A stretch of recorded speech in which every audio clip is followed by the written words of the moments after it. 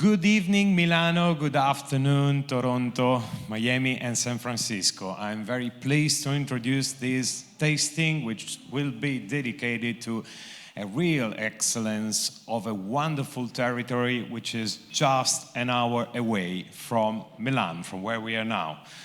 Buttafuoco Storico is a great wine, and I'm very pleased to introduce you tonight, first of all, the president of the Buttafuoco Consortium, Marco Maggi. And then when I wanted someone to create a great storytelling, first of all, of this incredible wine, and I asked to my friend Filippo Bertolotta to be the presenter for tonight, because we have so much to tell about this wonderful wine that many people have to know better, because Oltre Papavese, from where the Buttafuoco Storico comes, is a wonderful high potential place. I say the higher potential we have in Italy compared to the positioning that right now the products have in the market. And tonight you guys will have the total demonstration of what I'm saying. But I leave the word to Filippo Bertolotta. I thank you very much for the attention and for attending the event. Grazie. Grazie Federico. Tutti pronti allora? Adesso vi terrò per 4 ore in italiano, sto scherzando.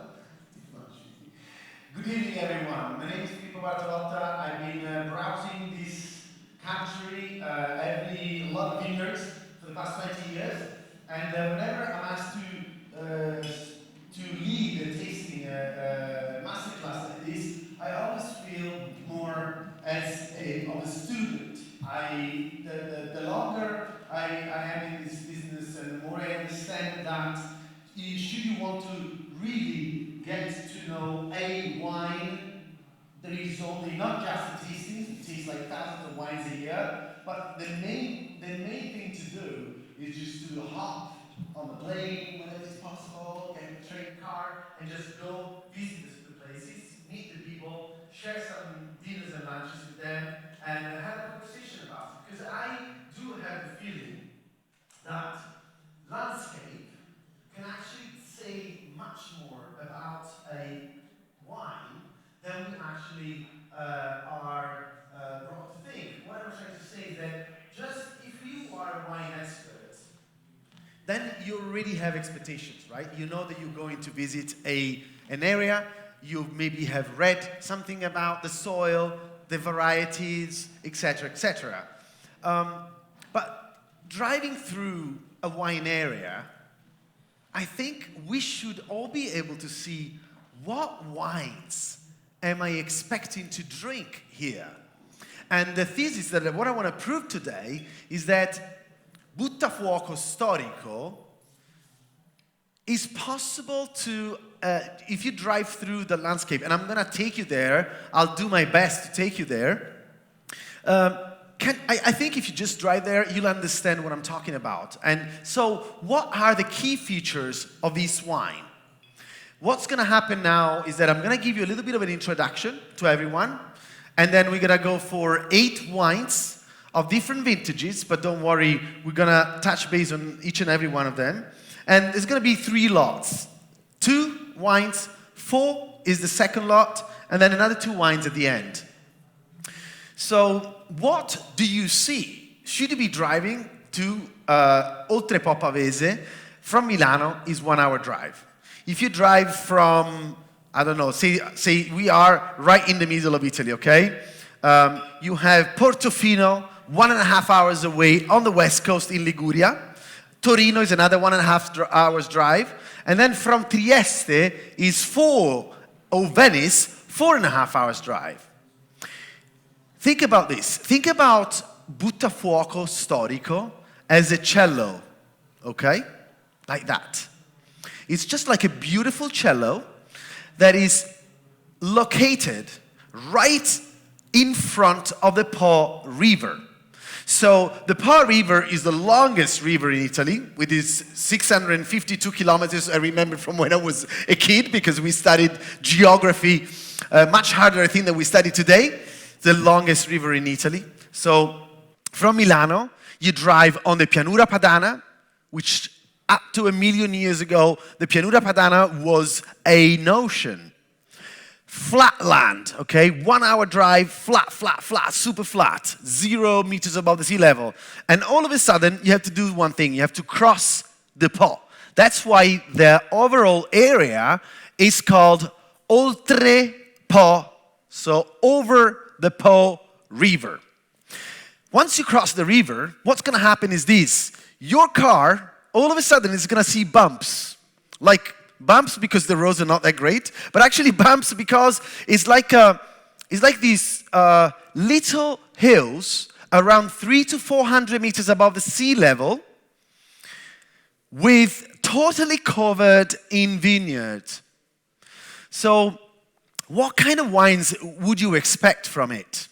Now, I'm going to give you the key features of what I believe are the main strengths and characteristics of Buttafuoco Storico.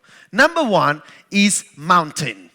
Number 2, for me, is inclination of the slopes, like that. Number 3 is the vineyard grape varieties. You'll understand what I'm talking about in a second. Of course, you say grape varieties are paramount factor for an appellation, but in this case, these guys are not totally all together well, because they've decided that the blend of the wine is going to take place in the vineyard. Bear with me. Number 4 is history. So let's touch base. These 4 elements, mountain, slopes,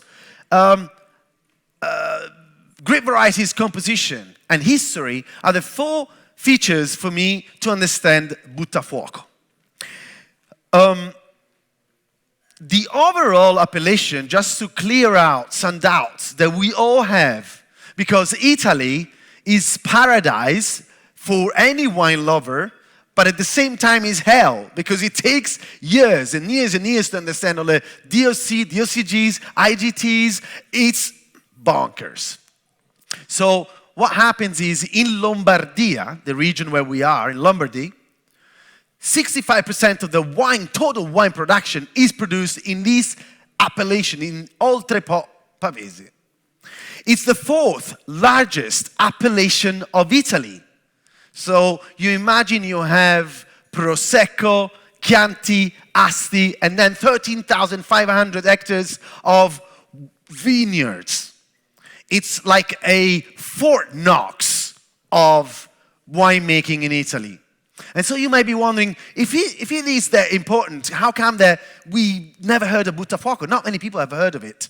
It's because throughout generations and their generation, most people were actually buying wine off the properties in Damijan.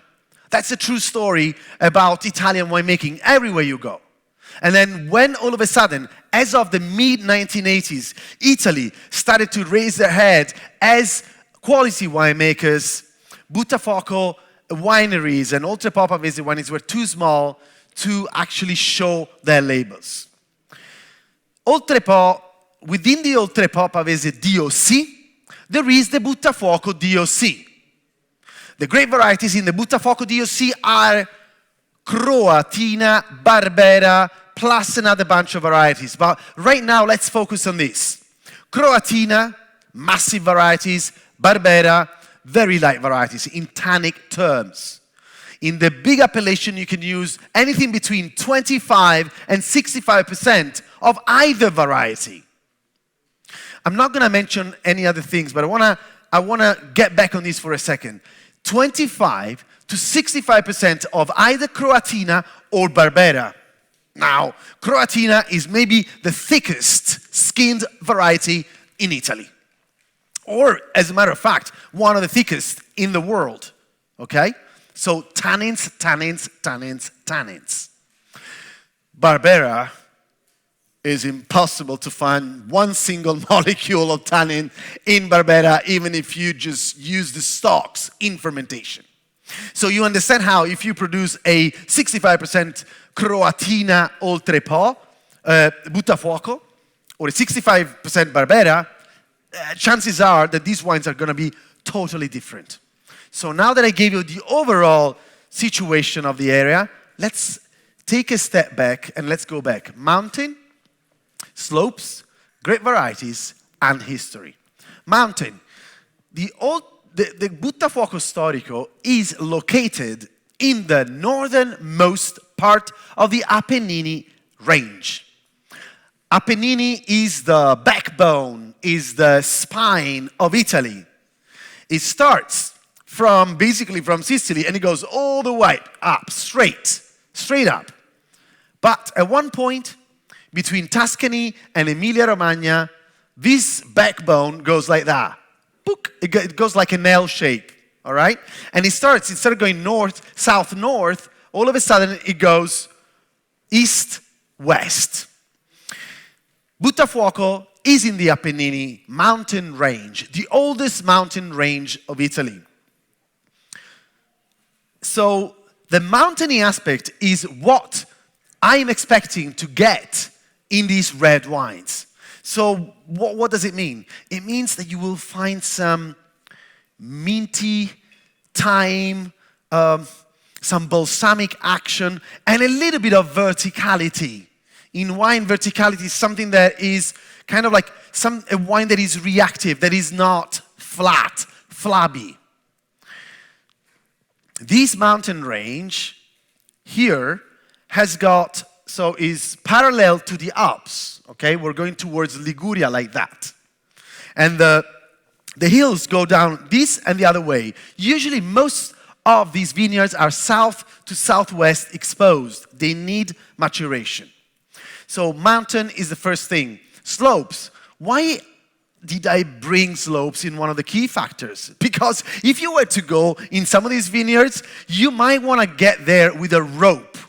And you tie the rope at the beginning pole, like on top of the hill, and then when you go down, it's like 25%. It is like that. Ok, sto parlando siamo in montagna, l'Appennino, il 25% di dipendenza di queste viti crea il carattere di questo vino, e poi stavo parlando dell'assemblaggio che c'è fatto in vigna, che è una cosa folle, poi lo tocchiamo, e infine la questione della storia. Slopes, from here, from the peak of the valley, of the hill, to the bottom end, in a few hundred meters, there is 5 to 6 degrees centigrade of difference. But that's like huge. Not like day and night. At the same time, like you just are here and you just go down, it's 30 degrees and it's 25 down the bottom. That, for sure, has to be reflected in your glass of wine. How? With some sort of extremes. Queste pendenze così, come dire, eroiche, devono sentirsi in qualche modo nel calice con qualche forma di estremo. L'ultima cosa, la storia. The last thing is history. How come that history here has a role? Of course, everywhere, you know, Italy, Etruscans, 2,500 years ago, the Romans, like we have such an old history. But let's get back to the nitty-gritty of what is making now Buttafuoco what it is, which is the fight between the Austro-Hungarian Empire. Austria and Hungary were together as an empire at the beginning of the 19th century. On the east, so the Austrians were actually coming down from Austria with their sailboats to conquering Italy through the Po River. They sailed 400 kilometers to get all the way to Pavia. From Pavia, bash, Navigli, and you are right here in Milano. But they weren't alone. They weren't alone wanting to get this piece of land. There were also the French and the Piemontesi. Okay, Piemonte and France were actually together from the western part. So east, Austria, west, France. All of a sudden, on the Po River, many, many wars. At one point in 1859, apparently, the French decided to attack the Austrians just like out of the blue. So they call every ship, even the ferries that were taking people from one side to the other of the river, to fight this battle. The Austrian apparently won that battle, and there was one ship that all the sailors of that ship were safe. They didn't die. Nobody even had a scratch. And apparently, that we don't know, either is because they drank so much Buttafuoco wine that they got like power and courage, or maybe more likely, these lads drank so much Buttafuoco that they actually didn't go to war. Either or, the great thing about this story is that these sailboat, this clipper, Buttafuoco, in any navy of the Austria Marina today, there is always a ship with the name Buttafuoco. And so you might be saying, what does it have to do with the taste of the wine? I believe that this group of people that in 1996 came together, 16 winemakers with 17 vineyard sites, are so fond of their history, of their background, and that's why they became a group. They just really are like just brothers. And the history for them is very important, and with history comes the grape varieties, which was one of the 4 points. Croatina, Barbera, Vespolina, Ughetta di Canneto, and Uva Rara. I know, it's not easy. It is not easy for anyone because there is so many varieties in Italy. There is thousands of varieties. A few hundred are in use. But let's start. What happens here, like in every appellation, the blend is paramount. The blend of the varieties is paramount. But here, the blend is not carried out after fermentation. For a reason or another, these guys must do the blend. It's mandatory to select what's going to go in the vat in the vineyard. So, if you see a hill, on top of the hill, usually there is Croatina. It needs sunshine. It needs maturation.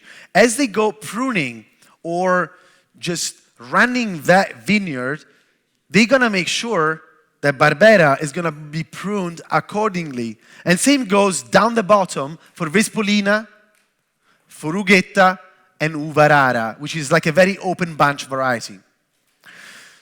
So when they decide to go harvest, they harvest the 4 varieties together, they bring them in the vat, and the fermentation starts together. You imagine bringing Croatina, like it's as thick as this. Today I tried some in the vineyard, and it's just like, it's impossible to bite it with your teeth. And then Barbera is there for the acidity. Vespolina and Ughetta to allow more spicy and elegant touch to the wine, and Uva Rara eventually for the fruit-driven character. By law, these people have to put together 3 varieties minimum.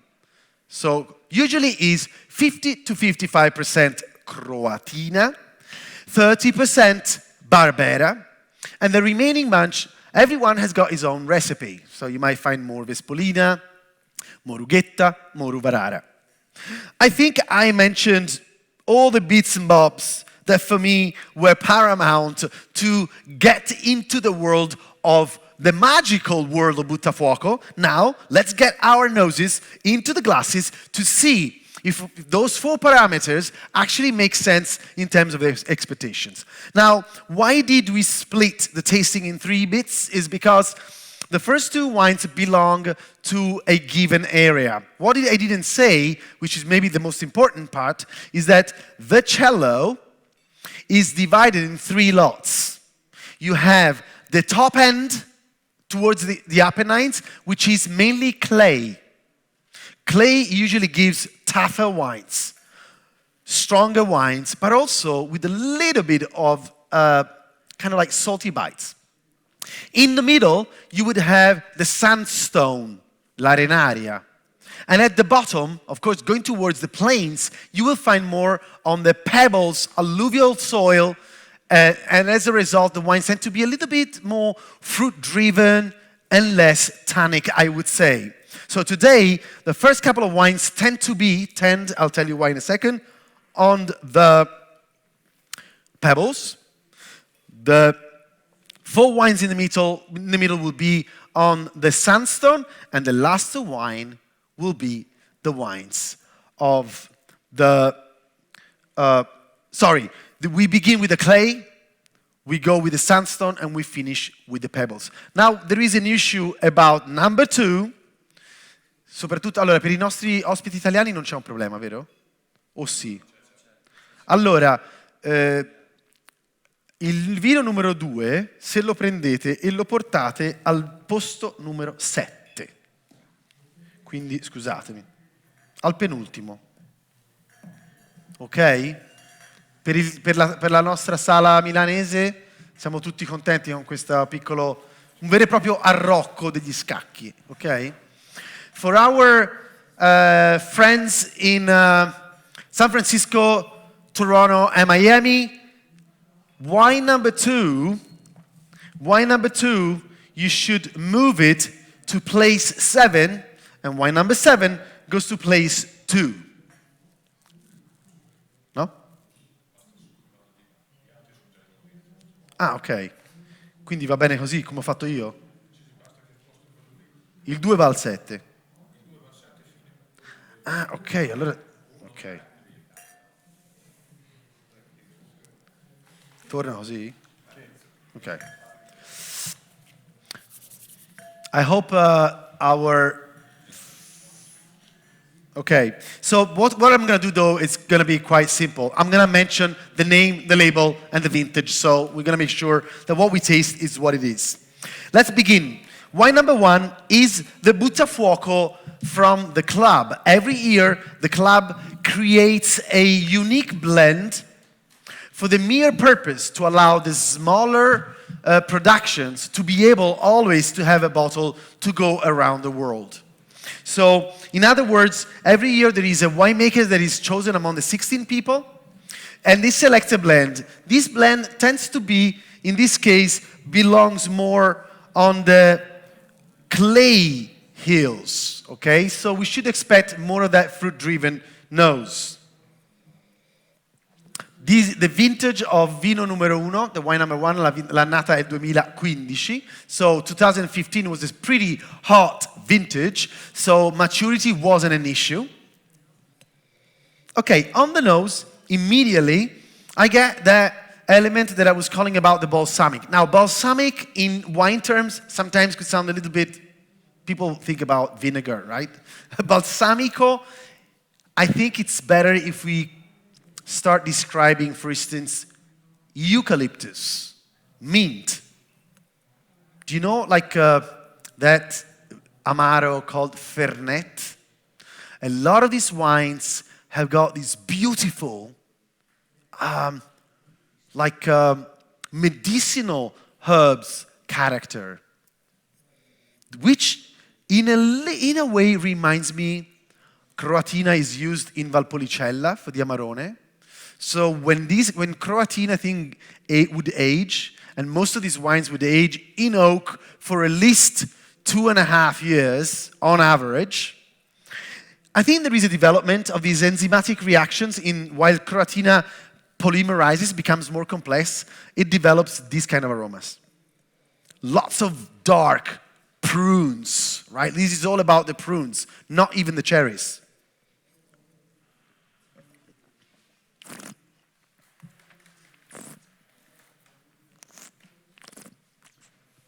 So in this case, I'm actually quite gobsmacked, very surprised to see a Buttafuoco that is known from the connoisseurs to be a wine with a lot of tannic structure.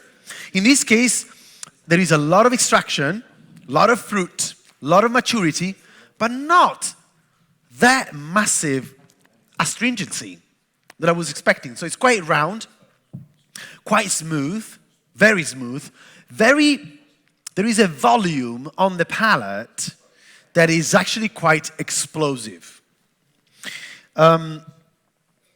This wine is a blend that this year was actually taken care of by winemaker Emilio De Filippi. For me, the balsamic and the eucalyptus notes are the notes of this wine. Moving on, still on these clay hills, the wine number 2 is, you will see it on the label, it's a white label with Gerry Scotti on top. impossible to miss it. Vintage 2016.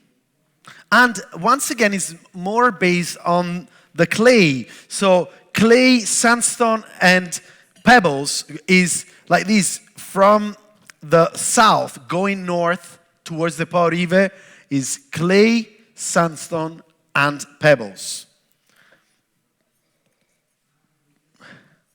Allora, in this case, we change vintage, 2016. The winery that is making this wine is a very ancient winery. The foundations go back to 1211. So people have been making wine in Oltrepò Pavese forever. Remember, in Oltrepò Pavese, you can cultivate Pinot Noir together with Croatina. There is so many varieties. And I think the main reason is because we are 45 degrees parallel, like many more great wine regions. And the mesoclimates of these areas are very different from each other.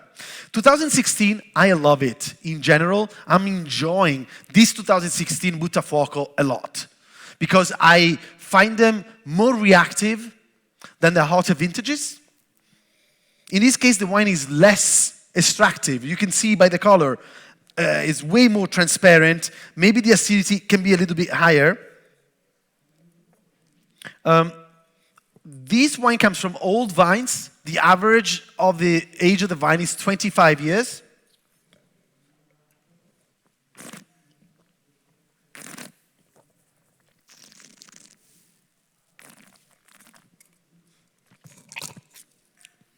And you can tell that there is way less weight, more kind of like it's easier to drink this wine than number one. The number one had a little bit of almost like the feeling of sugar residual, but didn't have any sugar residual. In this case, there is a little bit of more contrast, more acidity. The fruit is more on the red-driven side rather than the prunes and the black cherries. But still, that element of dry herbs, leather, and licorice. Now, our range of four will be very, very interesting. Because right now, I'm taking you for a journey that is going to be quite challenging for many reasons. Vigna Pregnana 2016. Wine number 3 is Vigna Pregnana 2016. Sai che faccio? Gli faccio vedere la bottiglia? Ok. Allora, è stata cambiata, ragazzi, perché io stamattina avevo la 3. È questo? Ok. Perfetto. E quindi scusate, un attimo di pausa. Il quarto? Perfetto, perfetto. Ok, so Vigna Costera, and once again the vintage is 16. In this case, the wine was produced in Tonneau. We have the winemaker right here, Le Président. And, sì. Ah, ecco. Avevo un tappone dolomitico. Allora, yeah, this switching back and forth of the glasses can be a little bit daunting. Sorry, guys. No, me l'ha data anche a me. Perfetto. Okay, so this is a wine that was born in 1940. Francesco Maggi. Marco is now leading the show. 25 hectares, south-facing. What I got when I first tasted this wine was like ink. It's just like so inky, so deep. It's like tar, ink, black currants. And you get the leathery notes together with rosemary, bay leaf, lots and lots and lots of dry herbs. I find it together with some orange peel, a little bit of a Christmas pudding. It's quite complex, right? This wine is kaleidoscopic. You just go everywhere, and it jumps out on the nose.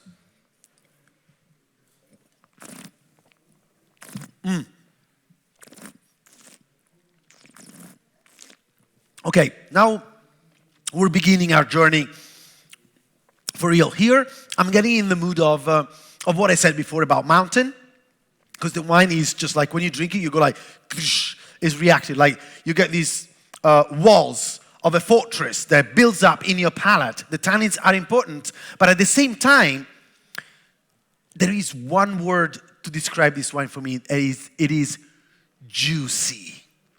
È succoso.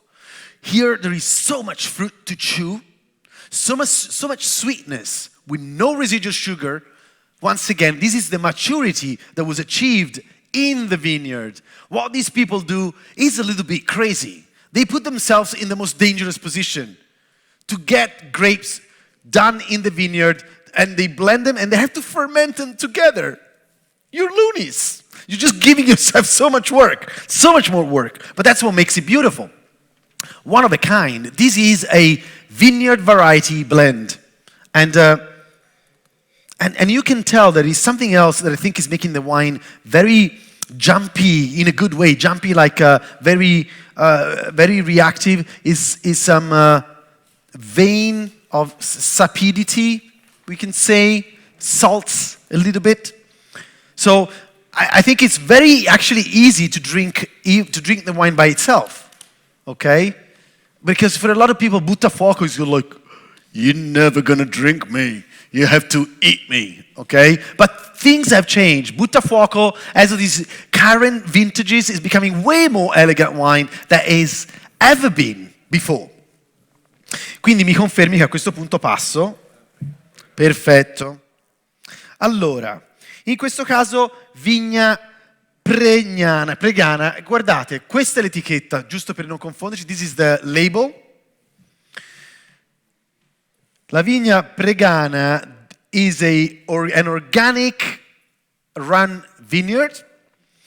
They kicked off in 1904, so it's just like a pretty old vineyard. 60 hectares, southeast exposed. Umberto Quacquarini is the winemaker that today I saw harvesting with his hands blue, because I guess when you touch Croatina, things get pretty messy. And what are we getting from this wine? Color, once again, color is pretty on the red ruby side. Still 2016 vintage.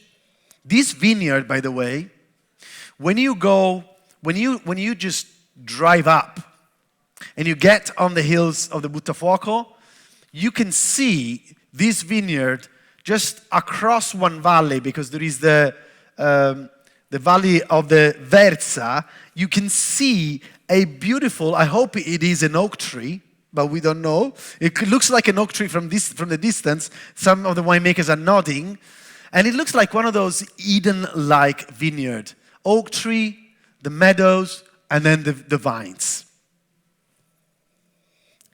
The reason why I'm enjoying this wine so much is got something that seldom I come across in fine wines, but when I do, I love it. And it's very banal, maybe to say, but it's the macerated grape skin. The smell of the grapes when you just finished pressing them, when they're still there in the tank, right? And you just got the free range juice and you still want to have a bite, a chew of that remaining bit. And that's what I'm getting, and I love it. I love when in wines that are done and dusted, you have this memory of the winemaking. I really am enjoying this. A little bit of hazelnuts, lovely hazelnuts, some gunflint. This wine is showing another side, which is the mineral side of Buttafuoco. Very important in this appellation. With a touch of smoked bacon. Once again, I'm mentioning the fruit later because the fruit is always there in Buttafuoco, whether it's the Uvarara or the Croatina, adding the fruit-driven character. There is a lot of fruit in this wine. There is a lot of black cherries, some floral hints as well, some blue flowers. So quite intriguing. Some leathery notes and a kind of like the forest floor. It's quite complex nose.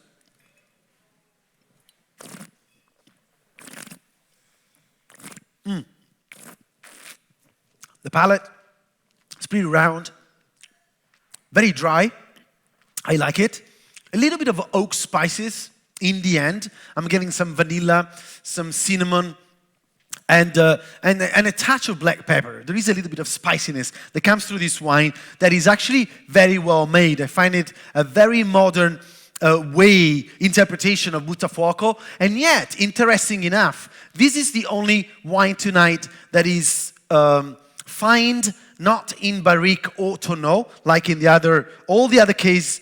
Basically, I could say now, and it's good for everyone, most of the wines are done in 500 liters, the double size of a barrique, tonneau, and barrique. In this case, it's 25 hectoliters. So it's a relatively large barrel. And yet, a little bit of the oak spices come through the wine. Moving on. Nel frattempo, se possiamo sempre fare questa verifica di sicurezza, almeno evitiamo... Perfetto, eccolo qua. Allora, Poggio Rebasti, family run winery. I don't know dalla regia se si vede bene l'etichetta, perché voglio assicurarmi che la vedano. Si vede? Fantastico. Vigna Pitturina. Technically, Pitturina is a small painting. I don't know if there is anything to do with that, but it's a family-run winery. Today, there is, how shall I say, this is a 15 hectares estate. So up to 12, 15 hectares is that kind of size that actually a family is able to take care of. As you move over the 15, then it's not possible anymore. South exposed, tonneau, in this case, not young tonneau, like a second-hand tonneau. I met with Maria Cristina, who's very fond. This club is like a... I managed to have some lunches with these people, and they seem like a quite unique situation that to me sounds more like the group of the Napa Valley winemakers of the Judgment of Paris. You know, like there is this sense of sharing. I was hearing them, one of the guys today for lunch was saying, so can you tell me again what you do with your maceration? And the guy was telling me everything. You know, like there is no secrets among these people. And I think they do want to grow, and they want to grow as a group. And I think that's wonderful when it happens in the wine industry. When I tried this wine earlier on this morning, all of these wines actually, this is another point, one of the ingredients of Buttafuoco is thyme and oxygen. You might want to crack open this bottle, leave them open, just get a glass out of the bottle and leave them open. They don't fear oxygen. And what happens is they're actually going to get rid of some kind of reductive aromas. On the nose, the wine is very clean, very precise design of more of the red berries, like red currants. Also some earthy notes and some broom flowers, la ginestra. In questo caso ci sono delle note più mediterranee. There is more of a Mediterranean herb notes. Let me remind you, this reminds me of the fact that despite we are on the northernmost side of the Appennini, siamo nella parte più a nord dell'Appennino, tuttavia sono 300 metri sul livello del mare. There is still 300 meters above the sea level. So these wines are in total Mediterranean climatic conditions. And c'è questo sentore di confettura di more, ma di quella fatta ora. Ora è l'ultimo minuto per le more, no? Non so se qualcuno, io sono di quelli che li va a rubare subito, non aspetta a gennaio, ma se ne chiappa un vasetto, me lo mangio subito. It tastes like marmalade. It tastes like, but not in a bad way. When we say jammy in wine, it means that it's floppy and squishy and sweet. No, it's the aroma of blackberries, wild blackberry marmalade. Man, I love it. Mouth.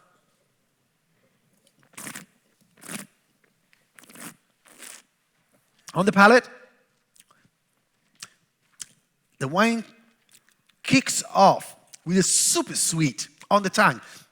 right at the beginning, you know, when we get the sweetness, there's like lots of sweetness, that it goes all the way to the back of the throat, so there is good length of maturity of the fruit. 2015, remember, hot and mature, but at the same time, like after 10, 15 seconds is the tannic structure that is actually changing the wine into something that you might want to say, hold on a minute, is this ready to drink? I think, no, it isn't. Funny enough, this wine, I think, is good immediately when you taste it, like the first few seconds, and then it's telling you, look, man, I'm able to carry on for another 10 or 15 years. Or bring over a nice risotto with ossobuco. Man, it's just like stuck in my mind. Era grande così per forza. It was like an ossobuco of a tomahawk ossobuco. Number 4, vediamo un attimo, Presidente, se mi allunghi la bottiglia giusta, cortesemente, dovrebbe essere lui. Montarzolo, questa è l'etichetta, Davide Calvi, that is considered to be the poetic soul of the appellation. Above all, the poet of the vineyard. His vineyards look like a green garden. Literally, and it is a wine that is not for the faint of heart. I don't know if you went ahead without me in the tasting over there in America, my friends, but I hope you didn't. Stay with me, stay with us. Very old school label. I like it very much. A little bit like Quentin Tarantino in style. But then on the nose, let's go see. 10 hectares, 1953 is the vintage, the year when this family started their business. It's a south exposed. We are a little bit higher than the other wines, 350 meters above the sea level. And let me tell you something about this wine. This wine is austere, is tough, is very mineral, but is already showing, as if you allow oxygen in the cap, the wine is already starting to show our 4 elements: mountain, slopes, the history, and the blending.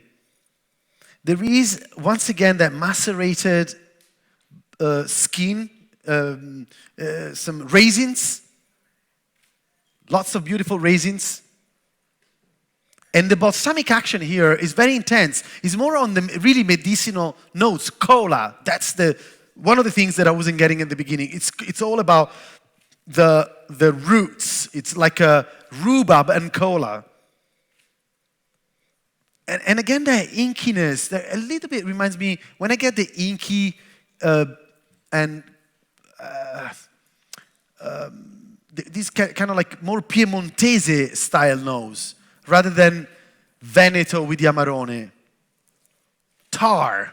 The tar and the dry roses of Barolo. But way more fruit, of course, than you would expect from Nebbiolo.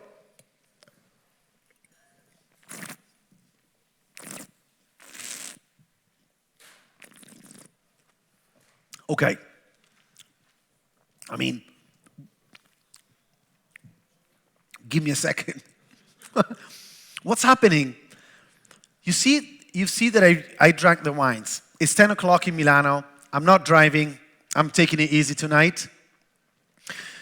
But I have to mention this. I taste 5,000 wines a year, and I spit most of them. But when you drink, somebody just got in with a crazy perfume around here. When you drink and you don't spit the wine, there is this feeling like the energy and the drinkability of the wine changes totally. For instance, this morning when I had the wine, the tannic structure was actually pretty damn aggressive. Whether now, if you allow yourself a little sip, maybe with something to eat, don't take me wrong, the wine is tannic, the wine is powerful, but there is juiciness, there is savory, salty bites in the end. Yes, you need some time to digest this tannic structure, but not to go back on our risotto, but if you want to have some stew, whatever stew you want to put there, possibly, I don't know, like venison, wild boar, just go for something meaty. If you're a vegetarian, it'll be more difficult, but I could suggest to go for a parmigiana with some extra smoky cheese on top, okay? You need proteins to break down these tannins. This is a bit of an old school wine. You know, like that is true, it might not be ready as you crack open the bottle, but try drinking that right now, the 96 vintage or 2006, and you see what I'm talking about. This is one of the wines that allow Buttafuoco Storico to say we do have a pedigree of older vintages.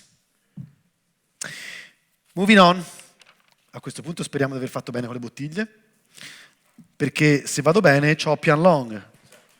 Voilà. Pian Long per la regia, se la vedete. Siamo, at this point guys, anche per la sala qui di Milano, spero che mi stiate seguendo col mio inglese, ovviamente casomai poi abbiamo un po' di domande che ci lasciamo in fondo. Siamo sulla ghiaia a questo punto, we're going towards the Pebble Beat, so we're moving towards the Po River. We're going north in the appellation. And this wine here, 20 hectares, it was put together in 1962, which, by the way, was an awesome vintage for cars. Some of the greatest cars in the planet were born in 1962. 1961, best vintage of the century in Europe. Still today, you can drink whatever you want of 61, and it's alive and kicking. In 1962, Fabio Marazzi, in the Canneto region, started to create this winery with his wife and daughters. Once again, small family land, organic winery. Oh my God! In this case, is like a smoky. There is a meatiness to the wine. There is like the pencil shavings. Lots of gunflint. It's very, very much on the minerality, smoky. Com'è che dite voi? Si mangia le pietre? Si assaggia le pietre? Quando si dice sa di pietra? Sa di sasso. It tastes like stones. There's a...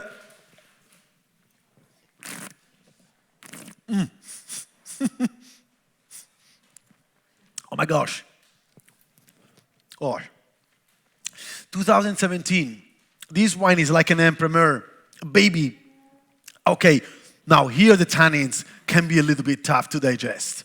This is like a dark matter. It's like Darth Vader, the dark side.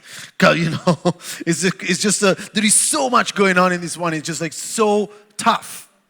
But also there is the sweetness of the prunes, very much on the prune side. It's funny because it's very fruity, black fruit on the nose, but then on the palate really is a smoky tobacco. It's just like if you ate a cigar. It's just like if I ate a cigar, the tannins is, or if I ate a tea bag. Very tannic, very mineral, very flinty. 2017, I believe that this kind of wine actually is really not ready. I think this is a wine that could benefit of another year of bottle to get his balance together. Or once again, the tomahawk will do. Is it like about around dinner time? L'ultimo vino, ragazzi. Siamo arrivati in fondo, and I think I kept more or less the time that we were meant to do it, to allow some Q&A. For our guests over in America and here in Milano. Sacca del Prete, Giulio Fiamberti, 1814 is the foundation year of this winery.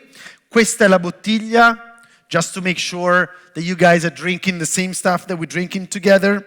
25 hectare, 10 generations. Giulio is the 10th generation.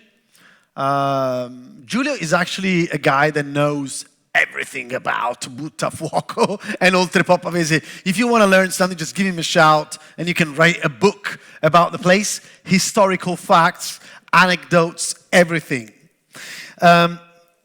In questo caso non mi sono segnato l'annata nelle mie note, ma è 2016 se non mi sbaglio. 2015 with Sacca del Prete. Now, stay with me for another few minutes.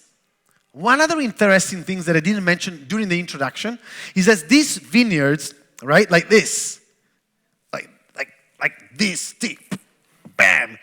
Some of the vineyards are concave, like this, and other ones are like the opposite. So not only you have exposition, not only you have the 5 degrees temperature drop as you go down the hill, not only you have lots of wind because you are on the system of the Apennini. By the way, if you look north, today I saw the beautiful white Alps down the bottom at the end of the Pianura Padana. Not only you have that, but also you have this different inclination of the vineyard sites that makes it even more difficult to cultivate the vine because you have different maturity. Oh man, it's difficult. Guyot, that's another thing that I forgot to say. Guyot is the compulsory training system that you guys have to use in the vineyard. Per tutti Guyot, no matter who you are. Tonneau, 500 liters, steam, no fire toasted, so less aggressive.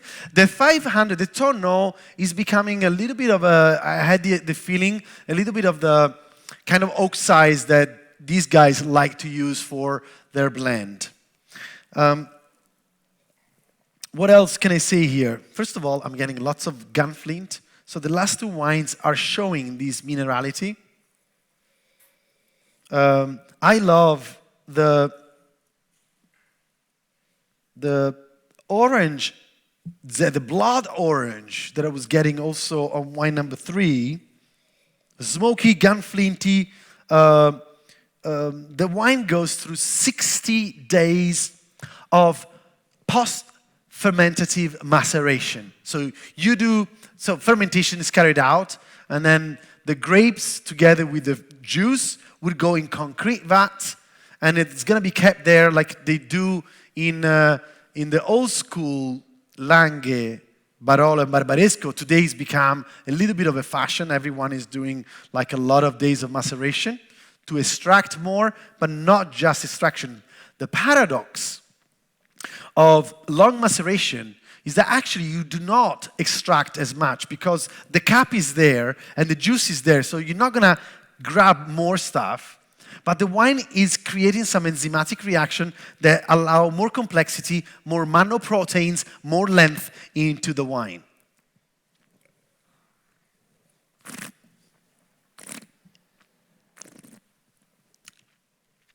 Lots of structure. This is like a 15th century fortress. It's very big with black fruit-driven character. Very well-designed fruit. It's, in this case for me, is more on the black cherries, pure black cherries, cherries and the spirit, but together with some Mediterranean herbs and that orange, that blood orange juice that comes through the palate, a little bit of oak spices, some black pepper on the finish, and juiciness is once again one of the character of these wines. I think I covered them all. Intanto grazie alla sala italiana per aver ascoltato in silenzio e spero aver compreso anche qualche cosa. Quindi grazie mille per essere stati qui e per se ci sono domande ci sono. For our guests, we're happy to answer your questions. I hope you were able to follow through with the right rhythm and there was not too much of a chaos going on with wine 2, wine 7. Any questions at all, please let us know and we'll give them, we'll try to answer you. Qualche domanda mentre aspettiamo eventualmente gli amici d'oltreoceano? Conoscevate già Buttafuoco tutti? A parte i winemakers? Insomma. Sì, qualcuno sì. Non è una... Sì.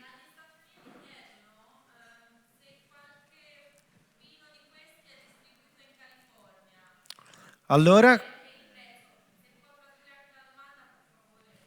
Okay, so question, are any of these wines imported in California? And what's the price range of the wines? Ah, mi dai la bottiglia? Quanto costa? Sullo scaffale. So, this wine here, che era il vino a questo punto numero 1. So, wine number 1, the buttafuoco of the club, is available on the market, is distributed by a guy in Miami. So I don't know if it can reach California, but you can find it in Miami, and it's going to be around $35.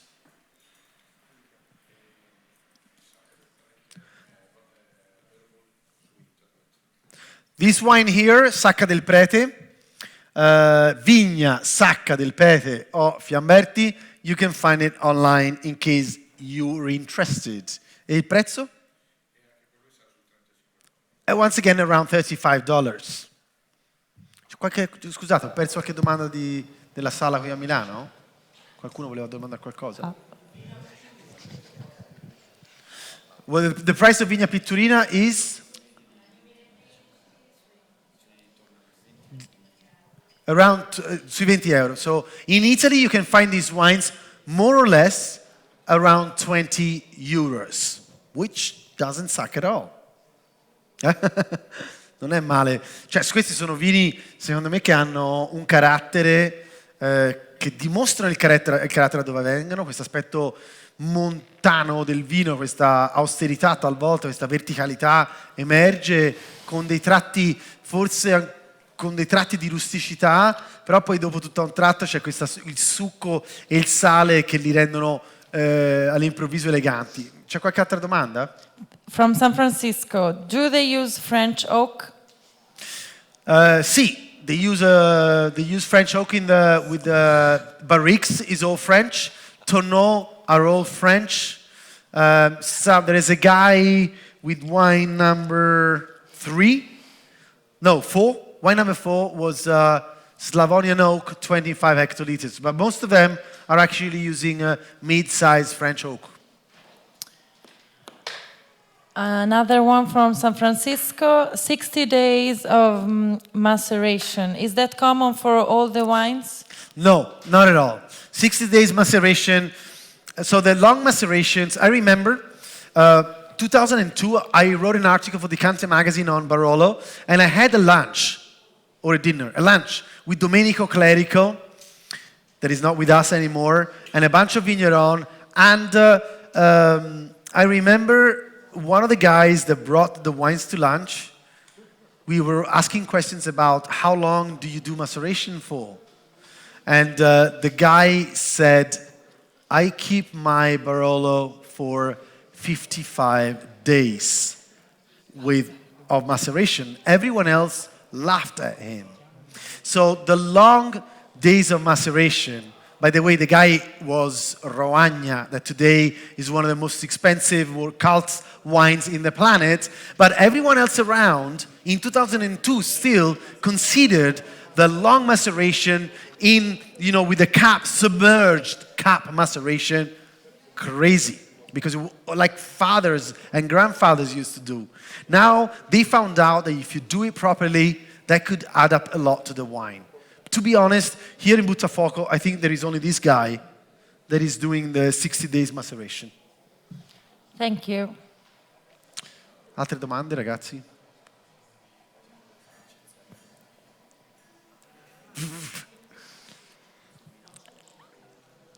Ci siamo? Ci salutiamo? Ok, allora grazie a tutti. Thank you very much, guys. I'll see you another time. Grazie mille. Grazie mille. Salute. Salute. Grazie. Il fire thrower. Spitfire.